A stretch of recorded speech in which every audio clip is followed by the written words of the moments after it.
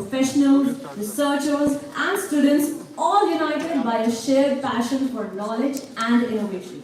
Today, we embark on a journey of insightful discussions, groundbreaking ideas, and thought-provoking conversations that will shape the future of healthcare, physiotherapy, and pharmaceutical sciences. Before we begin, I have a few important announcements to make. Please ensure your mobile phones are on silent mode to maintain the decorum of the event. Kindly note that the movement inside the auditorium is restricted during sessions to avoid any disturbances. After every session, a QR code will be displayed on the screen. Please scan and mark your attendance. Most importantly, this conference is a platform for dialogue, so feel free to interact with our esteemed speakers, ask questions, share insights, and make the most out of this opportunity. So, let's start this auspicious occasion with a warm welcome to our distinguished guests. To invoke wisdom and positivity, let us commence with the traditional lamp lighting ceremony, accompanied by Saraswati Vandana. I invite our Vice Chancellor Ma'am, Professor Dr. Kim Menzies, Registrar Ma'am, Professor Anuradha Tiwari, our Chief Guest, Dr. Colonel Navneet Chabra, along with Dr. Rajiv Agarwal, Dr. Atul Nasa, Dr. Sonam Kumari, Professor Dr. Kamal Dua, Professor Dr. Dhirendra Kaushik, and our Dean, Professor Dr. Sahil Arora, to kindly come forward for the lamp lighting ceremony.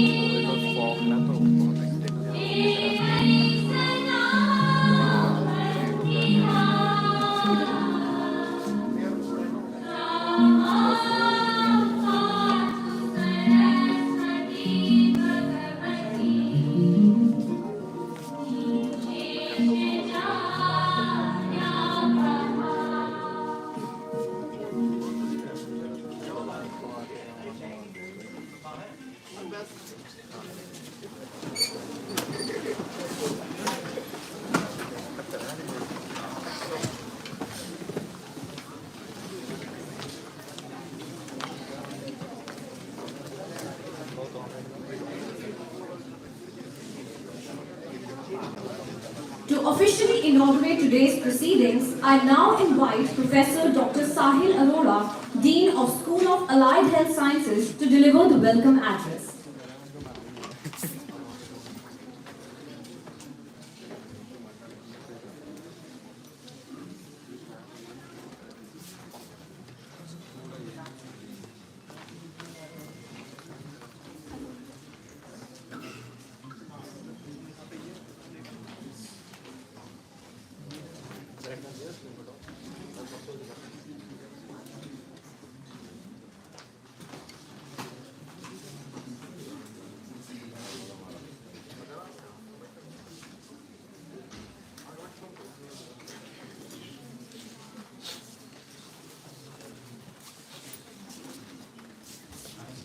Honorable Vice Chancellor, Professor Kim Menzies, distinguished Chief Guest, Dr. Navneet Chabra, Medical Director, Malinguatia Hospital, Professor Atul Nasa, Pro-Vice Chancellor, SCT University and former Head, Daily Drugs Control Office, Professor Arun Garg, Vice Chancellor, Goenka University, Dr. Rajiv Agarwal, Senior Physiotherapist from AIMS, New Delhi. We are also waiting along with Professor Brian Oliver and Professor Kamal Dua from University of Technology, Sydney. Along with us, we have Professor Steve Milanse and Professor Paramveer Kaushal from USA, who joined us online into this conference.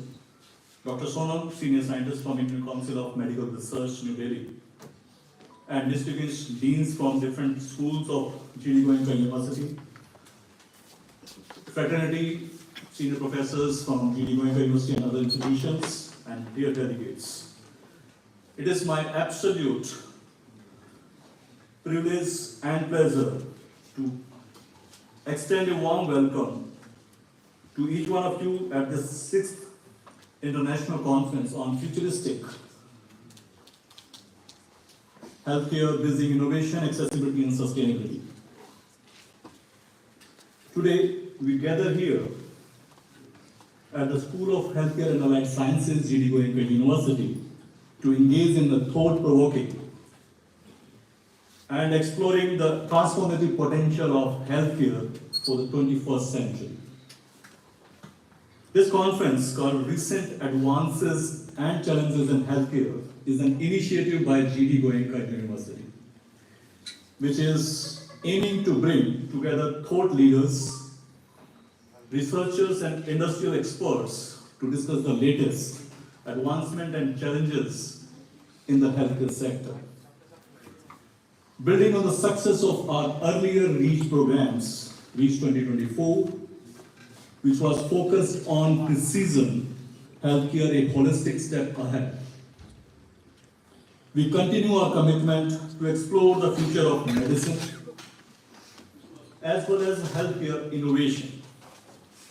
Last year, we delved into how precision medicine, through genomics, through AI-driven diagnostics, through personalized treatment plans, has revolutionized the patient care. The overwhelming response and success of REACH 2024 encourages us to expand this dialogue further, addressing not only innovation, but also adding certain equally responsible aspects of accessibility as well as sustainability. Healthcare has undergone a significant changes. Either it is a transformation to nanotechnology, developing new and new medicines, either in anti-cancer drugs through biotechnology-based system, or development of minimally invasive surgery through robotics, or adding artificial intelligence in diagnostics, bringing telemedicine so that patients at remote area can be cared of. These innovations have not only improved patient outcome, but also improved the healthcare facilities within our country as well as globally. At Goenka University, we believe that fostering innovation through interdisciplinary research as well as collaborations, our students as well as faculty members are actively engaging them into the cutting-edge research projects related to AI application in imaging technology, bringing some wearable health technologies and smart healthcare solutions. However, disparity, disparity in healthcare accessibility is one of the biggest issues worldwide due to economic reasons, due to geographical reasons, or infrastructural barriers. This critical issue has to be taken care of. With this particular motto, we invite each one of you to deliberate in this discussion where we can discuss these two major issues. One is accessibility, how we can make millions of people in villages have affordable healthcare services. At Goenka University, we are not only training our students for technical innovations, technical know-how, but also giving them a feedback on how they should take care of their social responsibility through various outreach programs, collaborations, and healthcare organizations, we strive to contribute to build a healthcare ecosystem, particularly into the Mewat region. Sustainability is another issue which is, particularly in healthcare I'm talking about, we face a lot of challenges due to climate changes, due to the increase in waste generation, as well as resource depletion. Hospitals as well as healthcare industry are among the largest consumer of energy, producers of medical waste. Either it is a single-use plastics or, particularly I'm talking about pharmaceuticals. Friends, in pharmaceuticals, all packaging materials are basically single-use plastics, which we need to now dealt with carefully to have sustainability of environment. Then when we talk about hospitals, again, green hospital environment is required, where medical waste generation should be minimized, creation of certain different options for the energy is required so that we should not be dependent upon the conventional energy to save our carbon footprint.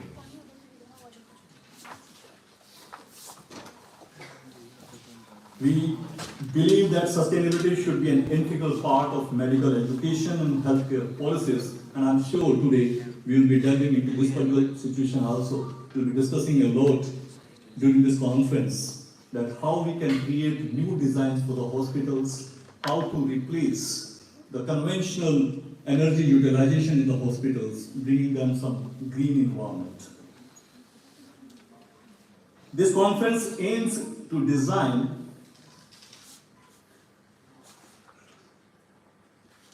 a platform for dialogue, knowledge exchange, and collaborations among the healthcare professionals, researchers, policy makers. We should explore the emerging technologies and research that are revolutionizing the healthcare industry, which can improve the delivery to the deep areas of our country and improve the patient care. And I'm sure that we'll be discussing these policies in depth so that even the policy makers can get some outcomes from this conference. Let's promote sustainability through sharing ideas on green practices, green hospital design, collaborative research, and build meaningful partnerships. To all the students, all the professionals, as well as researchers present here today, I encourage you to actively participate in discussions, ask questions, and of course, take the full advantage of this opportunity to learn and network with the experts in this particular field. The future of healthcare lies in your hands, friends.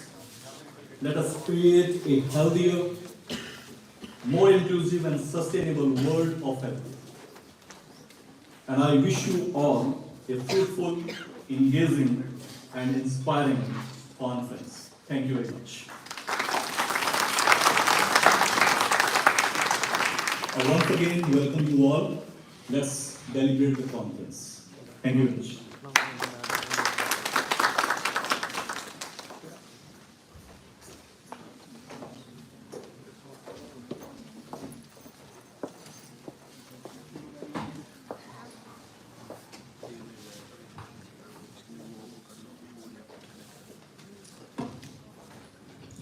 A wise scientist once said, "The joy of scientific discovery comes not from finding answers, but from asking the right questions." With that thought, I take great pride in introducing our chief guest, Dr. Colonel Navneet Chawla. Dr. Colonel Navneet Chawla is MD in Marengo Asia Hospital, Faridabad. He is an experienced medical administrator with a demonstrated history of working in the hospital and healthcare industry. He has a strong healthcare services professionalism, skilled in public speaking, healthcare management, and medical education. He has been committed to teams, synergy, and alignment of goals while focusing on patient centricity and employee empowerment. He was awarded the Chief of the Army Staff Commendation Card for his distinguished services. I now request our Vice Chancellor Ma'am, Dean Sir, and Registrar Ma'am to felicitate Dr. Colonel Navneet Chabra with a plant sapling as a token of our respect. Sir, we eagerly look forward to your valuable insights.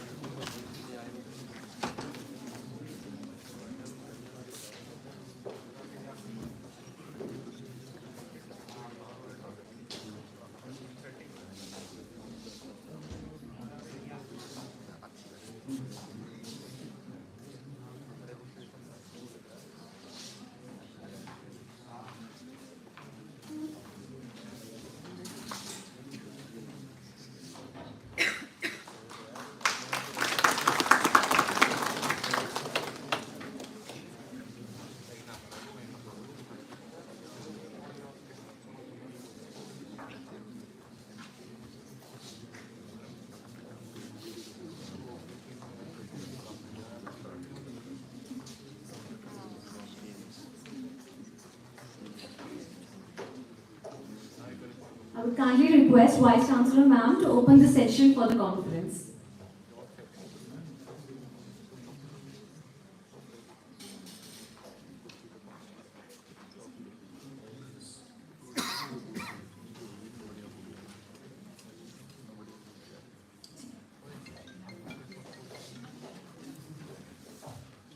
I request all the guests, Dr. Navneet Chabra. Now I request Dr. Atul Nasaji, please join us.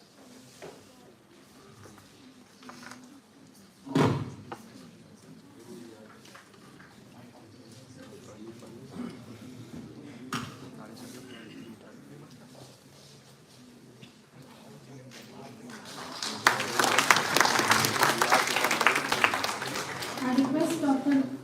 Arun Dutt sir to please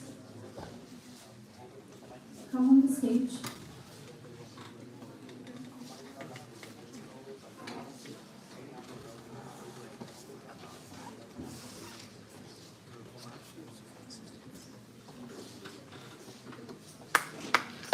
Now I request Dr.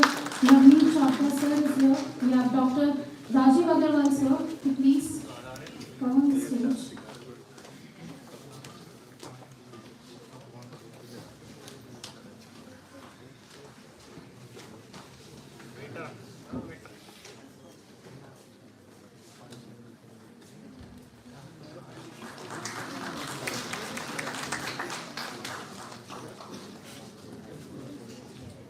Now I request Dr. Sonal Kumari ma'am to please come on the stage.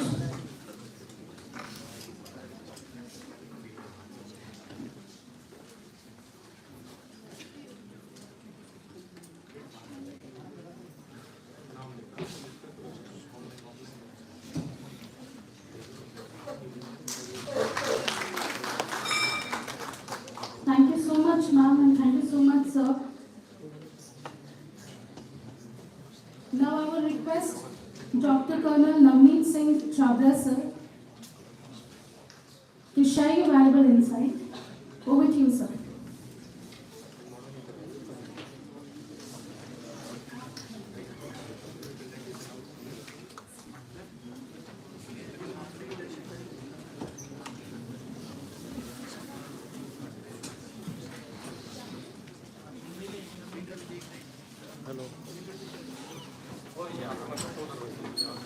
Good morning, everybody.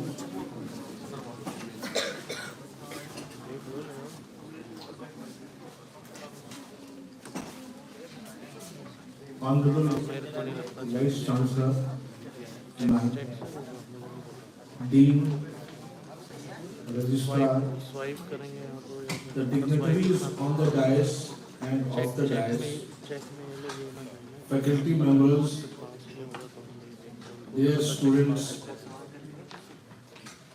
it is a pleasure to be here standing before such a august gathering, to be able to share few thoughts on a very, very important and a very pivotal theme, futuristic healthcare, bridging innovation, accessibility and sustainability. This theme is very apt for today's, and we are living in a very, very beautiful times, very challenging times, and we are seeing how the information technology and is impacting the healthcare, and not only healthcare, it is impacting each and every aspect of our life, of our daily life, and this medium of information technology, and which is revolutionizing the healthcare industry, is what will take healthcare to a different level in times to come. So, all of you, the young students, the young scientists, the young doctors, or young healthcare workers who are today here, are the people who will drive this transformation in healthcare to what we envisage in coming times. Healthcare is evolving in a very unprecedented pace. So, innovation is at the core of this evolvement. Innovation, accessibility, and sustainability must work together. So, if we innovate, we should make sure that what we innovate should be accessible to general population and should be equitable. What we innovate should be in a scenario where we can sustain it, where we can take it forward without harming our environment and without creating any damage. So we have to coordinate all these things, innovation, accessibility and sustainability, to have a futuristic healthcare which is helpful to all. So why this need for futuristic healthcare? Why we are working so much on healthcare? Because of the rising healthcare challenges, we are now seeing that the population is aging, not so much in India, but if you see overall, the population is aging, and there are pandemics which are happening, and there are so much of lifestyle diseases. All these make us think and make us strive to make our healthcare more robust, more futuristic, more accessible, and more sustainable. There are disparities in healthcare access and quality. You all know that healthcare is today also not accessible by everybody. Even if it is accessible, the quality differs. People living in the remote villages, the soldier serving on a high mountain peak, he has no access to the good medical care. But thanks to telemedicine, thanks to innovations, now a soldier who's in Siachen Glacier can have access to advice of a doctor sitting in Delhi or in Bombay or in Hyderabad. And the role of technology in reshaping medical services is now tremendous. It is very fastly progressing. So, AI, robotics, personalized medicine, which we also sometimes precision medicines and telemedicine, virtual reality. These are all the medium which are driving healthcare. So AI is one single thing which is creating so much impact in healthcare. Now the diagnosis, even the radiology, pathology, everywhere we are seeing the use of AI. People can predict, people can, the AI softwares can predict, they can let us know what is going to happen, and they can very accurately pinpoint the diagnosis and the trends. Robotic and automation. We are seeing surge in robotic surgeries.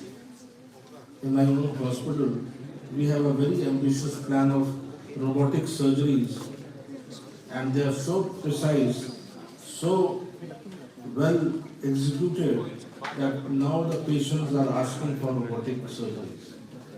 They take less time, they are more precise, and the outcomes are very, very good. Automation in the hospitals is helping reduce the carbon footprint. We are using less and less of papers. We are more online. We are more paperless. In fact, the aim of any hospital today is to become paperless. And we are all striving toward it. And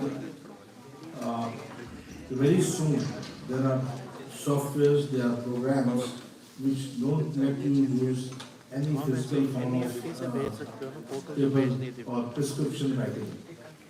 Everything is on computer. Telemedicine. Telemedicine, I have seen myself being in the army. I was fortunate enough to be associated with initiation of telemedicine in the healthcare in the army. This I am talking of around 20 years back, 2005 to be precise. And I was very closely involved with evolution of telemedicine for the army people. And I was working with the government of India and ISRO at that time. And I could see the difference it made in the lives of the soldiers. The person sitting in Himalayas, far-flung areas, a person in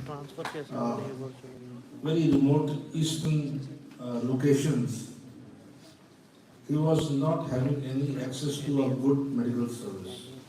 Now, I'm very happy to share that everybody, wherever he is posted, even every Jawan, he has access to a best medical treatment. He can be guided, he can be counseled, he can be remotely assessed and advised on the best possible medical advice, and he can be shifted immediately before any grave things happen to a nearest medical center and can be treated. Then comes precision medicines, or where students of pharmacology or teachers of pharmacology would be more able to dwell upon. Now we are able to customize the treatment for patients so that the treatment is more effective, more to the point, and less side effects. AI is also making great leaps and bounds in radiology, pathology, predictive modeling. Now there are softwares, there are algorithms which can study the patient data, and they can let us know what type of medicines, what type of investigations, what type of treatment modalities should be uh, formulated for a particular person. Now it is guided by the AI to the doctor that what will work best to the patient, and these things help in better treatment, better outcomes. And of course, AI-powered chatbots and automations are helping hospitals to uh, reduce the burden on them, and a lot of work which was done manually by the doctors, by the medical transcriptionists, by the healthcare workers is being taken by AI-based chatbots, and doctors are free to look after the patients and treat them. So, challenges in healthcare accessibility. It can be the distance, unequal distribution, cost barrier, and lack of healthcare professionals in rural areas. This is our, I must say, reality that we have more doctors, more healthcare institutions in the urban areas than rural. But I'm happy to share that now Government of India is particularly targeting rural cases, and lot of work, lot of institutions, lot of good hospitals are coming up and bridging the gap between the rural and urban. So, these are a few things which are the solution to improve accessibility, and like I said, telemedicine, affordable digital solutions, like now we are having the wearables, we have continuous glucose monitoring devices, we have continuous biosensors. In our hospital we use biosensors. Biosensors get attached to the chest, and remotely we can monitor the patient for his blood pressure, for his ECG, for his respiratory rate, for his progress, wherever the patient is, whether in the ward or in the hospital, at home. So the technology is advancing so much that we don't need to have a patient next to us. We can monitor a patient sitting thousands of miles away and advise him.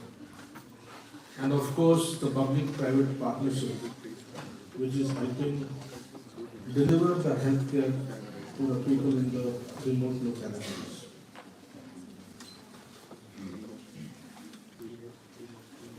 So, while we are innovating, while we are trying to make healthcare accessible, we should not forget that we have to sustain this process. The healthcare has to deliver its role in climate, preserving the climate. The CO2 emission is very high by the healthcare institutions. So we have to find ways and means to reduce the CO2 emission, reduce the energy which we are consuming now by finding other alternate ways, as a respected dean just mentioned, that there are so many alternate ways that the energy can be harvested, rainwater harvesting, proper biomedical waste management, and use of materials which are biodegradable, which will prevent any harm on the climate. So it is our responsibility as healthcare workers, as healthcare professionals, as future professionals, that we have to conserve our environment. We have to give our best to conserve it, to preserve it, so that our children or our future generations, they can use this opportunity or this facilities in a better way, as we are able to do now. We should not let it deteriorate. So this is everybody's role, everybody's commitment to somewhere, somehow contribute to the preservation of our environment. So that takes us to green hospitals. Uh, we have just seen what green hospitals are, and a lot of new hospitals which are being made are adhering to these guidelines.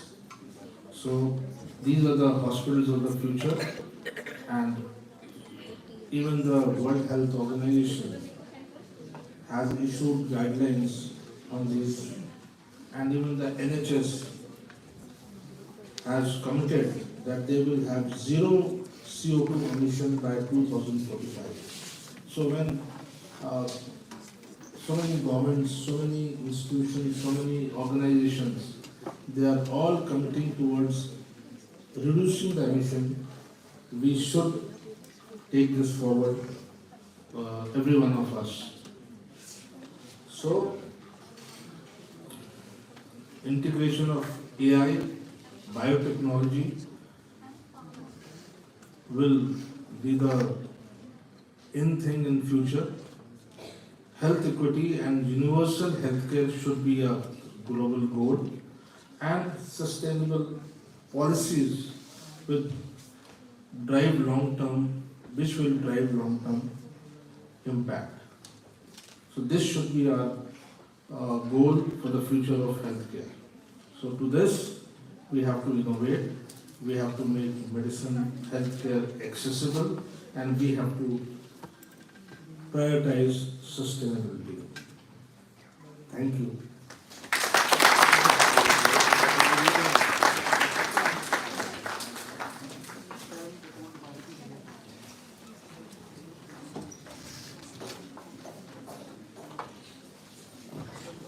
Thank you so much, sir, for your inspiring words.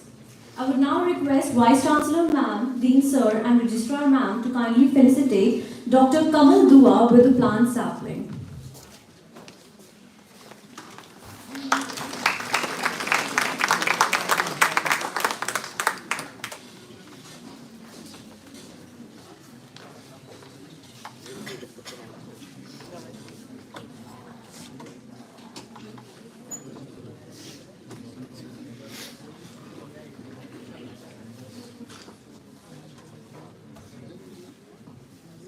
I would also like to call Professor Brian Oliver on stage for felicitation.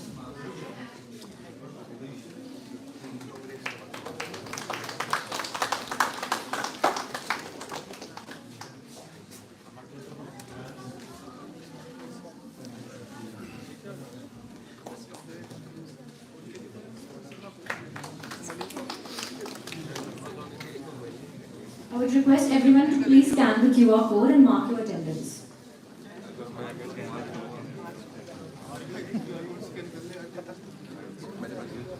Now we transition to our first technical session. Our next session features an exceptional leader in the pharmaceutical field, Dr. Atul Nasa.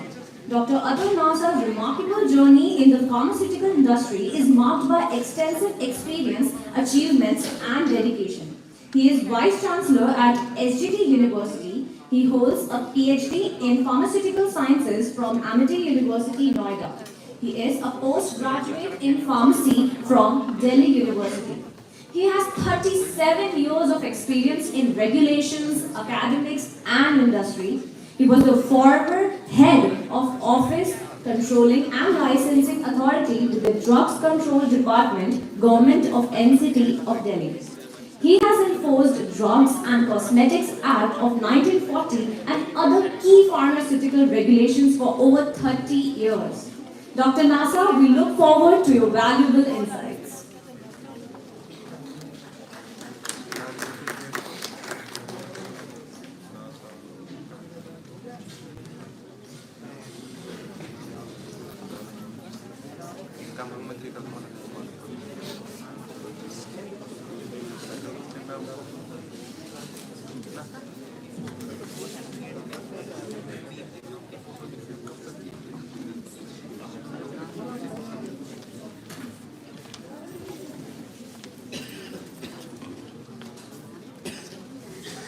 Good morning,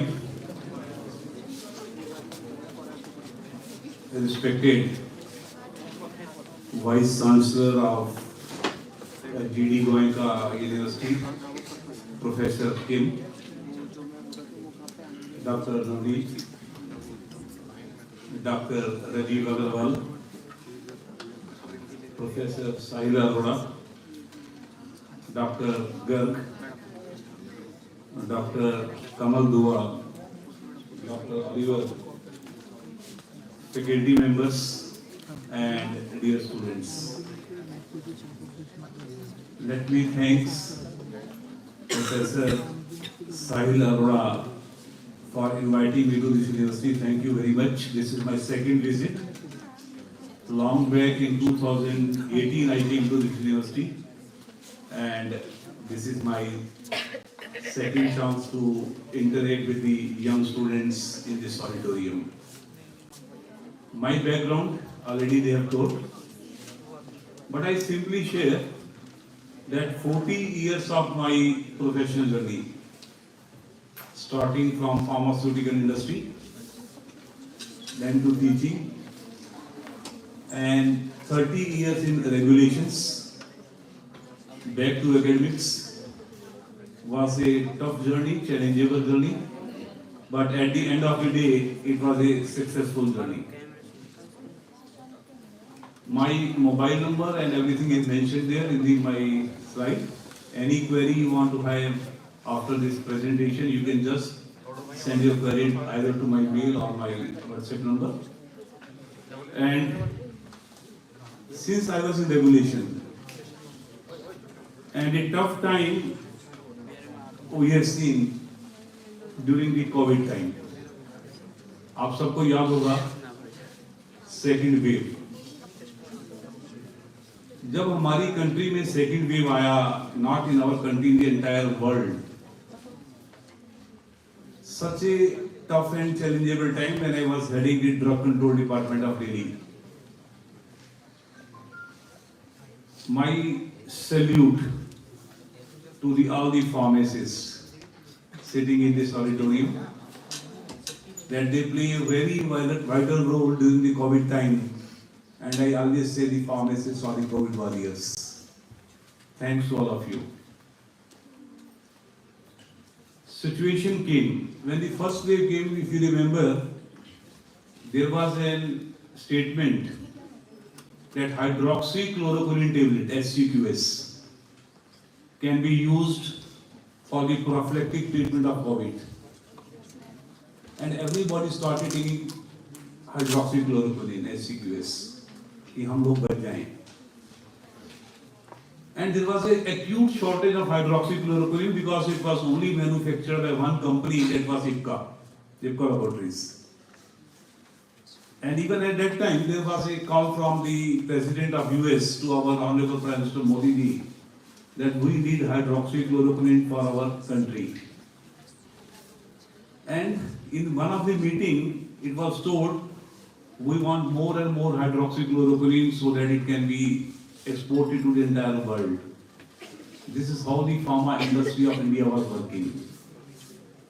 But challenge came when the second wave came. Demand of remdesivir injection, demand of tocilizumab injection, demand of life-saving drugs, demand of oxygen, demand of blood, demand of beds, and so on. See a situation that time was the time I used to get 2,000 calls per day on my mobile. Sir, हमें ये दवाई चाहिए. Huge gap between demand and supply. And then cases of black fungus, mucormycosis, demand of amphotericin B.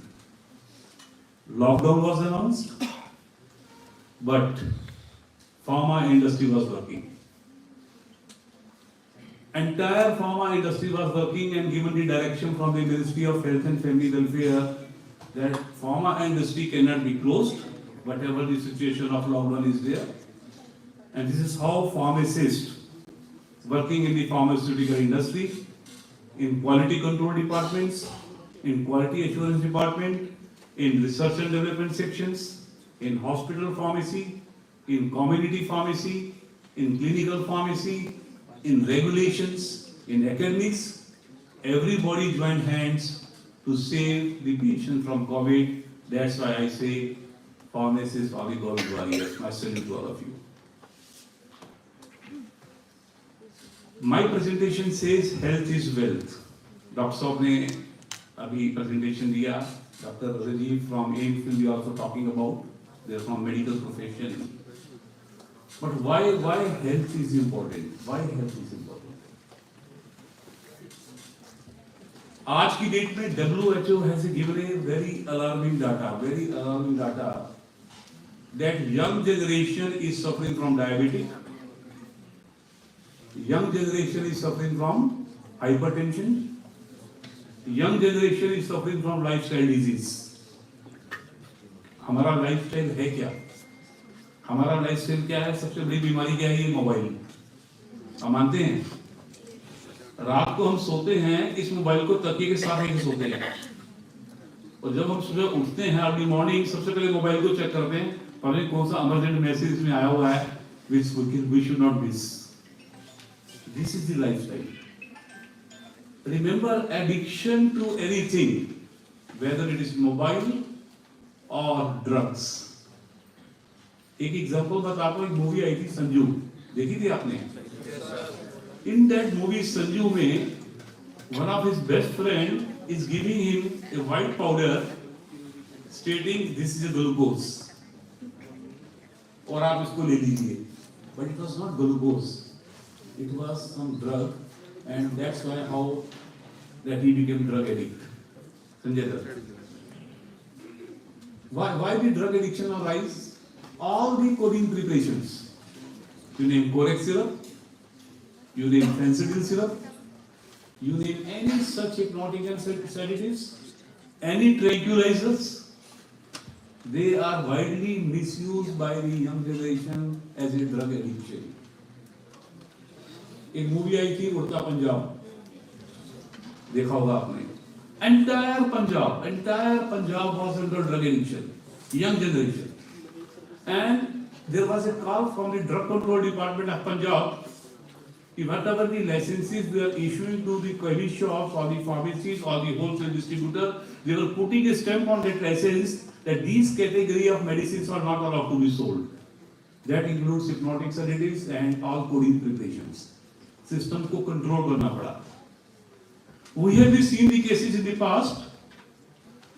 Young generation is taking the bread with the iodix, and even that white fluid, which is used for the whitener, it is being inhaled. Government को ban करना पड़ा.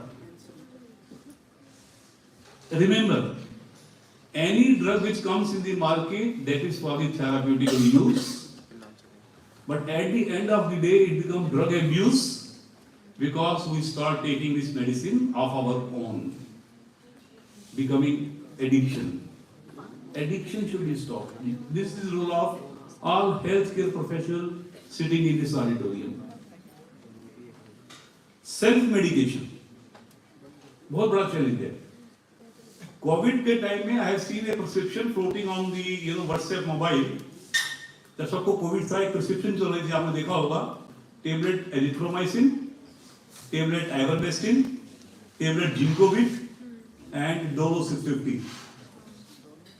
Very common prescription to all the generation. सब लोग आपस में share कर रहे थे जिसके घर में कोविड है 4 दवाई ले लीजिए. I agree. Ginkgovid can be used without medical supervision. I agree. Dolo 650, which is paracetamol, OTC medicine can be used. But what about azithromycin, which is an antibiotic? How we can use antibiotic without the prescription of a doctor? Cases are there. Antimicrobial resistance are on rise. Misuse of antibiotics are there. Misuse of antibiotics. आज कोई भी situation आती है, we start taking antibiotics. without the supervision of a registered medical practitioner or without the prescription of a doctor. This is a challenge. As a pharmacist, whether it is AMR, whether it is drug addiction, whether it is self-medication, you have to play an important role. Not in drug control or doctors. We are there as regulators. We are there as an advisors. We are there to teach you. But this is your duty to guide each and everyone what they have to do, what they have not to do. And अगर health नहीं है, again I am repeating it, health is not there. कुछ भी हो जाए, जितना मर्जी पैसा कमा ले, at the end of the day, that money has got no value, because if health has gone, everything has gone.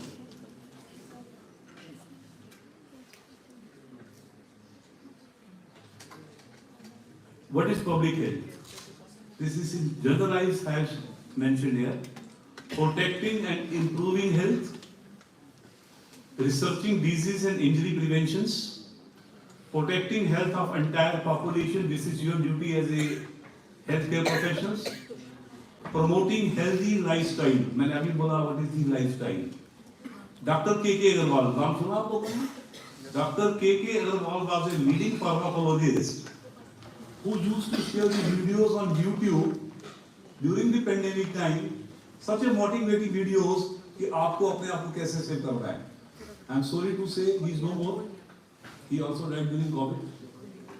But I remember one of the conference which I attended of Dr. K.K. Agarwal, उन्होंने एक ही बोला बात, अगर आपको पूरे दिन में whole day 24 hours 8 hours for your work, 8 hours for your family life and 8 hours for your healthy sleep, यही है ना हमारा 24 घंटे का डिवीजन. अगर आप यूनिवर्सिटी में आ रहे हैं 8 घंटे पढ़िए, अपना टाइम को डिवोट करिए, update your knowledge, rest of the 8 hours enjoy with your friends and families and 8 घंटे साउंड स्लीप. पर जो 8 घंटे आपका एंजॉयमेंट है, सम फिजिकल एक्सरसाइज. अगर आज 30 minutes to 45 minutes का शेड्यूल इफ एवरीबॉडी मेक्स, कुछ फिजिकल एक्टिविटी करनी है, it can be morning walk, it can be meditation, it can be yoga, it can be gym and so on. तो doctor K K. Agarwal ने क्या बोला, I was attending this conference as a student at that time, कि अगर आपको पूरे दिन में 30 minutes to 45 minutes का शेड्यूल नहीं है for physical activity, at least in any of the building where you are staying, where you are working, never use lift, go by stairs, come by stairs. That is more than sufficient. And I remember my office was at 9th floor in Delhi Sachivalaya, 9th floor. But whenever I used to go to attend a meeting in the health department at 9th floor, I never use lift, I go by stairs, I go by stairs. This is required. Health को बचाना बहुत जरूरी है. Doctor साहब यहाँ बैठे हैं, medicine तो लिख ही देंगे, फार्मा इंडस्ट्री भी ग्रो करेगी. अगर आज आपको कोई लाइफस्टाइल डिजीज है, डायबिटिक है, if you start taking one diabetic medicine, remember that medicine you have to take till death. Company की तो सेल हो रही है क्योंकि डिमांड बढ़ रही है. किसी भी इंडस्ट्री में रिसेशन आ सकता है, remember, but it is only pharma industry जिसमें कभी रिसेशन नहीं आएगा, because everybody has to take a medicine after 50 or 60. But why this situation comes, this is your role.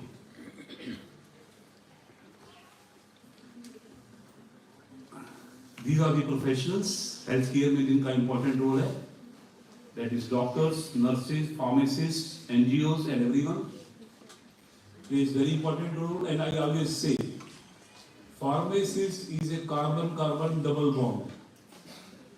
Carbon-carbon double bond between the physician and the patient. कितना strong bond है. This is the role of pharmacist. These are some of the authorities, and एक आप देख रहे हैं, say no to drugs, जो मैंने अभी बात की आपसे. This is a challenge. We have to stop drug addiction at any cost. आपको रिमेंबर होगा, अगर आप फार्मेसी पढ़ते हैं या फिजियोथेरेपी पढ़ते हैं, या भी आप हेल्थ केयर का कोर्स कर रहे हैं यहाँ पे, whenever doctor prescribes a medicine, you know, he starts with the word RX. The prescription लिखते हैं name, age, sex, disease, and then we start writing medication with the word RX, and then he writes medicines. ऐसे ही होता है ना? What is the meaning of RX? Can anybody tell? Yes? Pray to God. Very good. He has mentioned one answer, pray to God. That he is taking a pledge. That whatever the medicines now I am going to prescribe, it is for the benefit of the patient. In Latin terminology, जो हम pharmacy में पढ़ते हैं, it is the word receipt, means you take. Latin terminology में आपने देखा, if you go to a dentist, he writes a painkiller and he writes SOS. देखा आपने prescription में? What is the form of SOS? Anybody can tell? जब need हो, emergency. To be taken whenever the pain is there, whenever required. C opposite. Latin terminology कहती है QDS, TDS, BDS, HS and so on. 3 times a day, 4 times a day, 2 times a day, at bedtime हो रहा something. एक example बताता हूँ. I went as an examiner to one of the colleges in Haryana. और जब मैंने बच्चे से पूछा TDS की फुल फॉर्म क्या है, TDS is steroid disobetan 3 times a day, 8 hourly. बच्चे ने बड़ा अच्छा आंसर दिया, तड़के दोपहर शाम.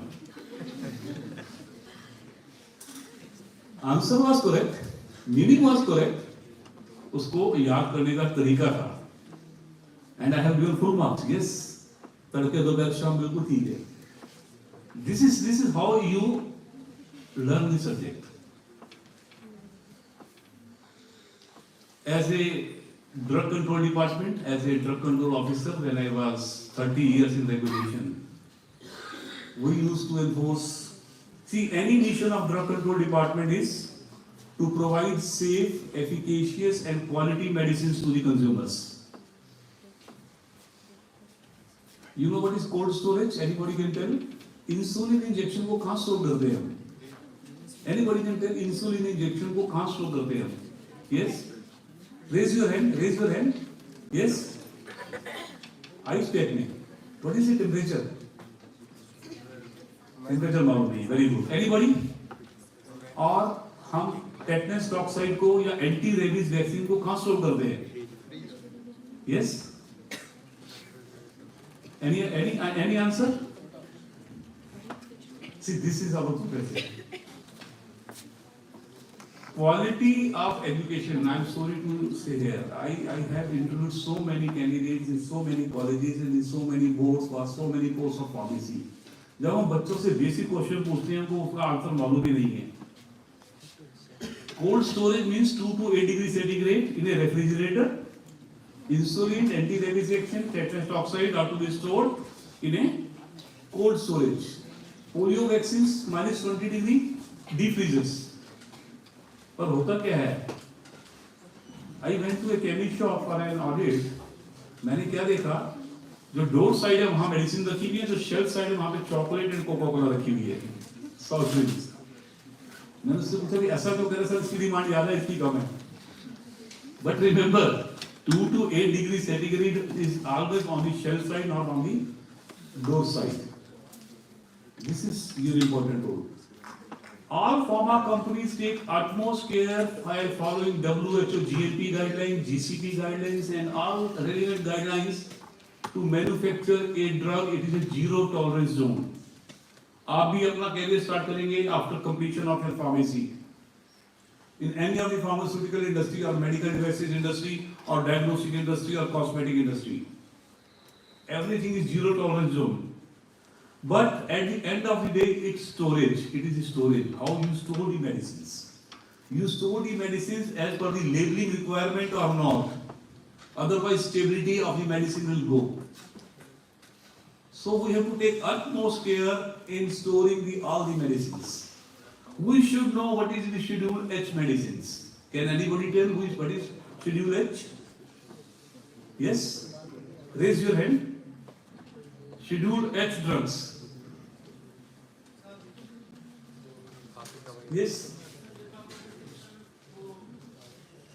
The drugs which are to be sold on the prescription of a doctor, registered medical practitioner, that is called prescription drugs. And what is Schedule H1? Schedule H1 size का हमारे फार्मेसी के बच्चे हैं ना यहाँ। अरे हेल्थ केयर से तो ठीक है, मेरे को लगता है कि कॉमर्स के बच्चे तो नहीं आ रहे यार। What is schedule H1? I am not taking your examination. I am just guiding you. Why you have to update your knowledge? Schedule H1 are the category of drugs, only 26 medicines, anti-tuberculosis drugs, habit-forming drugs, and latest generation antibiotics. That's all.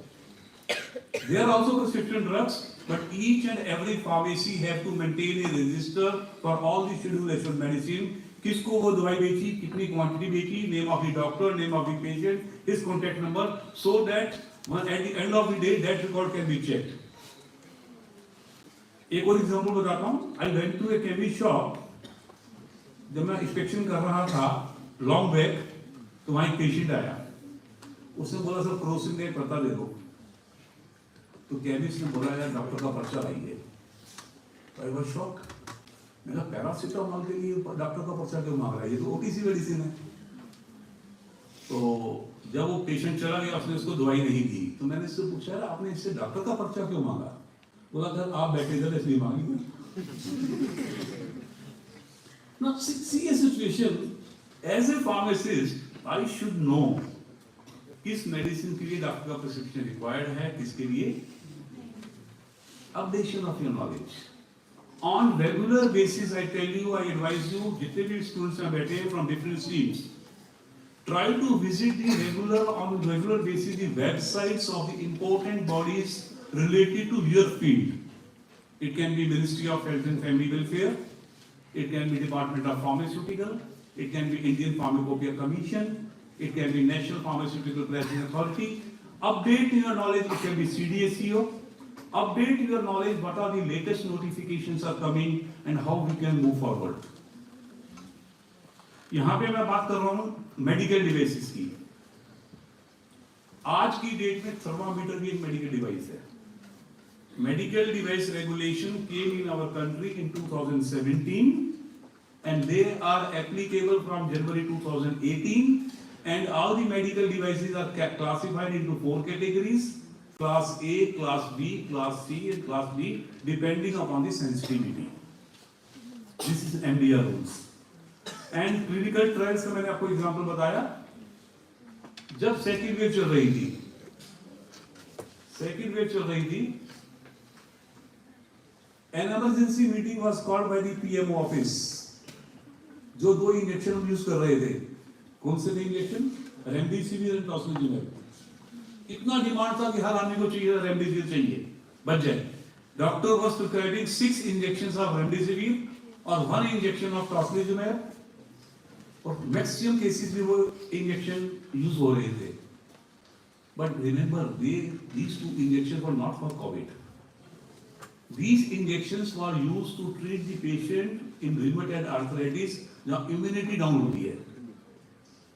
क्योंकि Covid patient में immunity down थी, these injections were used. But there was no vaccine at that time in second wave, जब Covid चल रहा था। One fine day at 11 o'clock, emergency meeting was called by the office of PMO, inviting all stakeholders, office of DCGI, office of WHO, ICMR, and all IDMA, BDMA, and everybody. 2 companies, Bharat Biotech Limited and Serum Institute of India. And Modi ji told, we say India is the pharmacy of the world. But I am sorry to say that today we don't have any vaccine to treat COVID and people are dying. These 2 companies, Bharat Biotech and Serum Institute, their CEO, Dr. Krishnella and Punewala, they told us we are developing some molecule, but clinical trial takes 4 years times.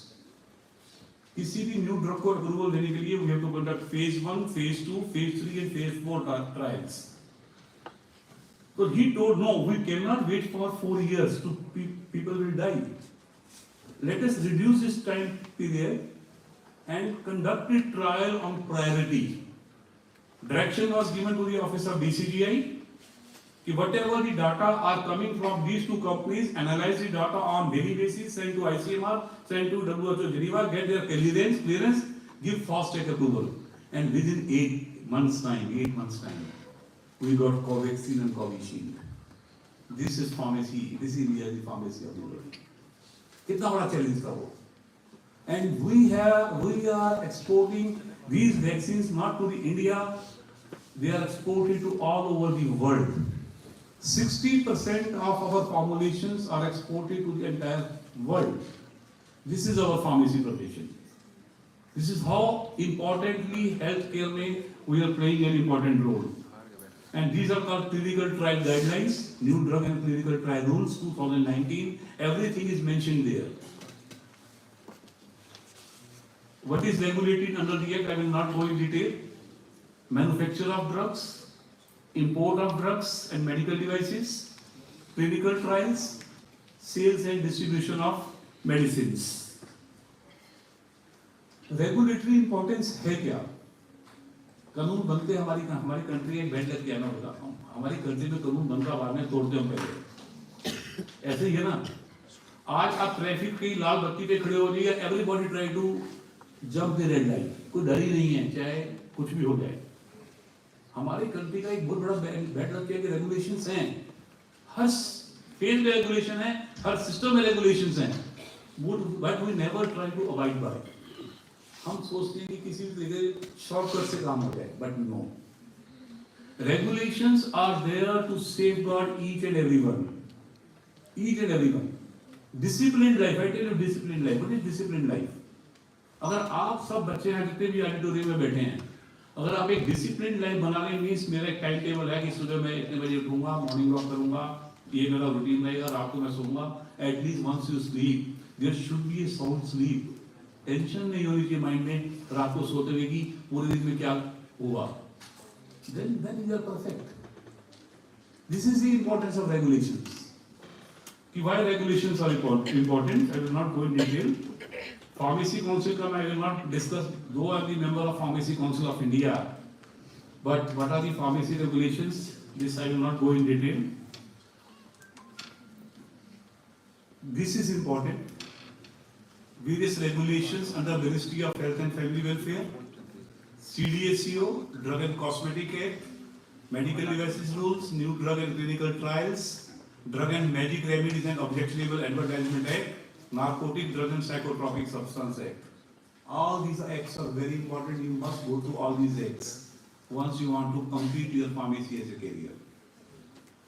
Can anybody tell me what is DMR Act? Objectionable advertisements. What is the meaning of objectionable advertisements? Yes.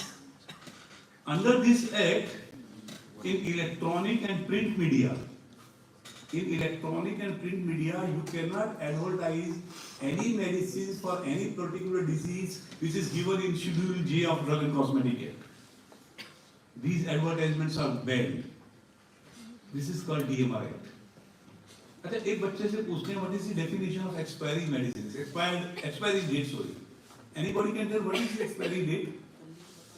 Her medicine पे एक expiry date लिखी होती है. आप देखते हैं label, उसमें लिखा होता है एक्सपायरी डेट में जून 2025, June 27, January 25, January 27, so on. So if the expiry date is mentioned January 2025 on the label of a medicine, what does it indicate? Yes, raise your hand. If it is mentioned January 2025 as an expiry date, so what is the meaning of January 2025? Is it first day? Yes? Medicine की जो effect होते हैं वो कम हो जाते हैं. नहीं. If I say expiry date is January 2025, means it is expired on 1st of January 2025 or not? It is the last day of that month, remember. It is the last day of the January. So you can use that medicine up to the last day of that month. किसी भी level पे जो labelling requirement है under drug and cosmetic act, date mention नहीं होती है. It is month.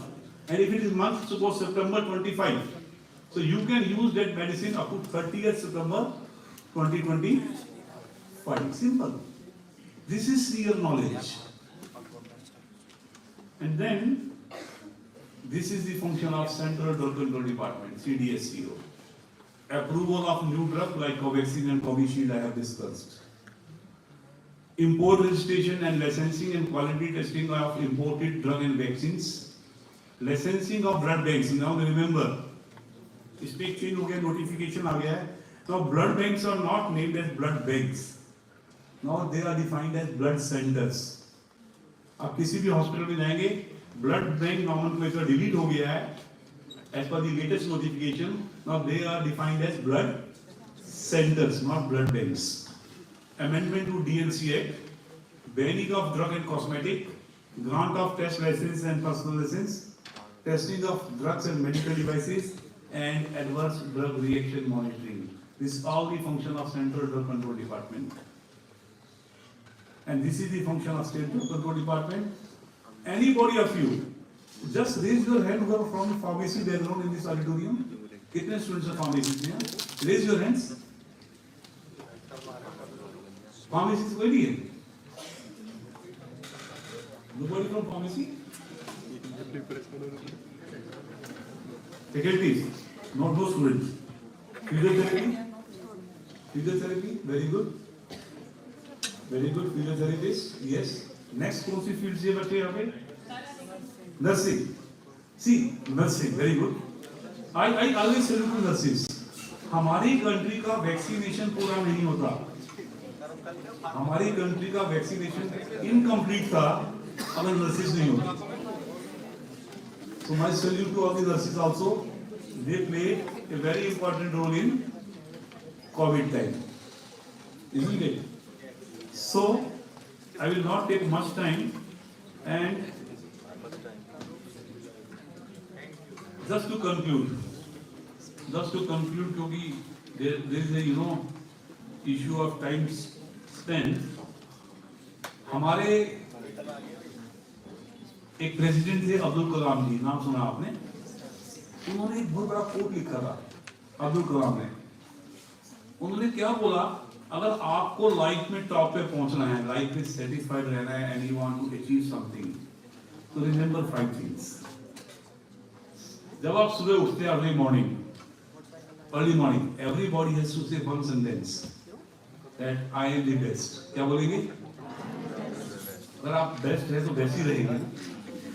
Number 2, you will speak I can do it. क्या बोलेंगे? क्योंकि कोई भी चीज इस इंडिया में या वर्ल्ड में नहीं है जो आप नहीं कर सकते. Nothing is impossible. Thirdly, you will speak nothing is impossible. Nothing is. Fourthly, you will speak God is with me. भगवान को मानते हैं? God is always there. God help those who help themselves. And lastly, you will speak today is my day. क्या बोलेंगे? आज आपका दिन है कि नहीं है? इसलिए है कि you are interacting with all these top professionals of your respective field, and definitely once you are away from this auditorium at the end of the conference, some takeaway message will be there to improve your health and to improve the health of each and every individual in this country by playing a very pivotal role in the healthcare system. Thank you very much.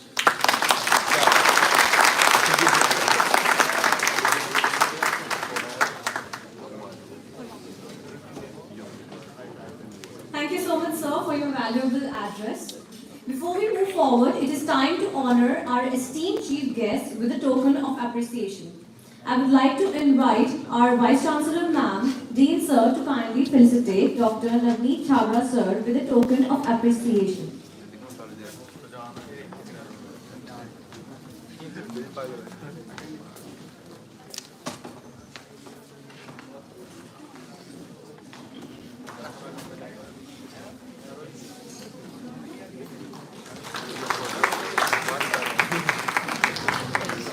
I would also request Dr. Atul Nasa, Sir, to come on stage for felicitation.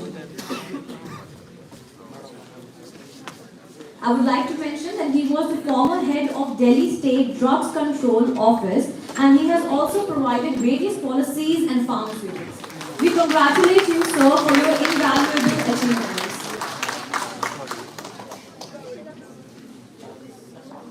Everyone, kindly scan the QR code.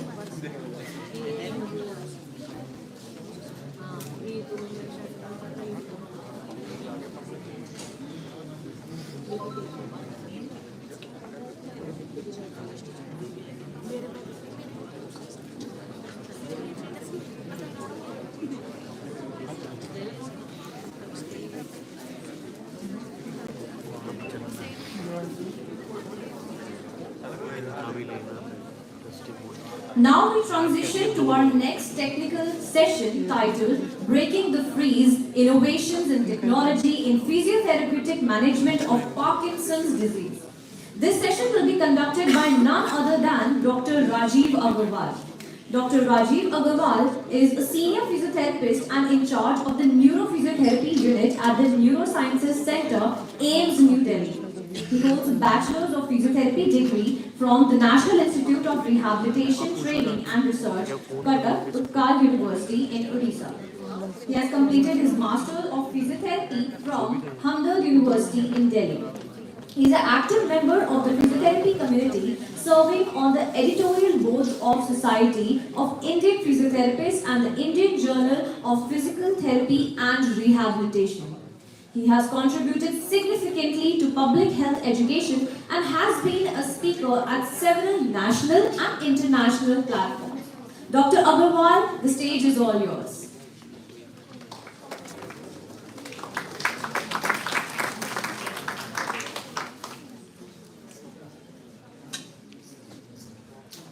Hello hi sir Sahil है हाँ वो उनका testimonial लेना है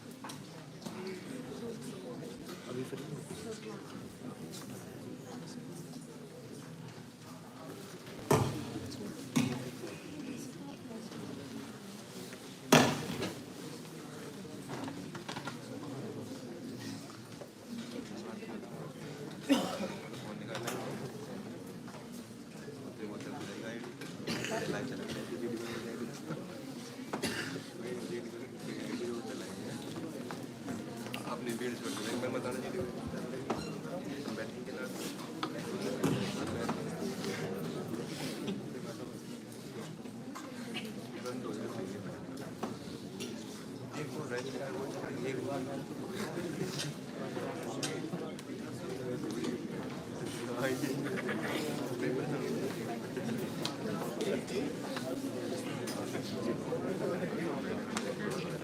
Good afternoon, everyone. Professor Kim, Vice Chancellor of the University, Dr. Navneet Savra, guest of the day, Dr. Atul Nasa, Vice Chancellor of HGT University, Dr. Arun Garg, Vice Chancellor of MBN University, Professor Brian, Dr. Kamal, Professor Sahil Arora, Dr. Anand, Dr. Vishwajit, and all the faculties available over here and the dear students. Thank you very much to the administration of the university for inviting me to deliver a keynote address. I was invited to deliver something on artificial intelligence and machine learning and all those kind of things, but I have been writing on this. I wrote one editorial in Physiotherapy, the Journal of IAP, on artificial intelligence, and I wrote a chapter in tele-rehabilitation in TIDES physiotherapy. How many of you know about TIDES physiotherapy? Physiotherapy students, there are many physiotherapy students over here. Can you raise the hands? How many of you? I saw there were many. Just recently we launched the South Asian edition of the TIDES physiotherapy, and to my good luck, I am the editor of that book, and in that I wrote a chapter on telephysiotherapy also. So if you get time, you just read that chapter. It's a wonderful chapter. But I opted to deliver a lecture on breaking the freeze because this is my core area where I work every day. How many of you have seen the Parkinson patient? Just raise the hand. Parkinson patient कितने लोगों ने देखा है आज तक? None in your society, none in your family, none over there. Are you all here? I'm surprised in out of 150, 200 gathering, no one has seen a Parkinson patient. It is really surprise for me. It's okay, but you're all surprised, just before going to my presentation, I must admit that whatever I had been delivering, it is all because of my training over my summer school training in Newcastle, then my conferences in different parts of the world where I have been presenting regularly on the Parkinson's disease and the freezing management. These are my mentors.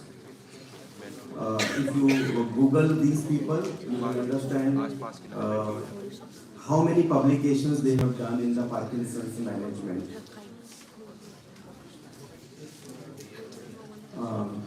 One disclaimer and one request to the organizers. During the videos of the patients, please don't record that in the video recordings, because I am not having that authority to share it on this platform so that they becomes on YouTube or anything.